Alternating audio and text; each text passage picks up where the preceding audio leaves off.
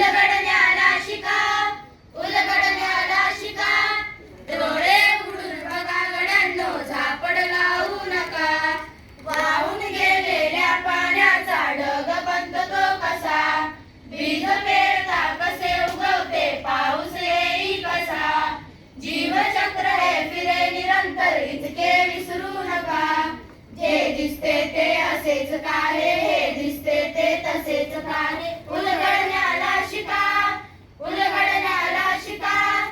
डोळे उघडून बघा गड्यांनो, झापड लावू नका.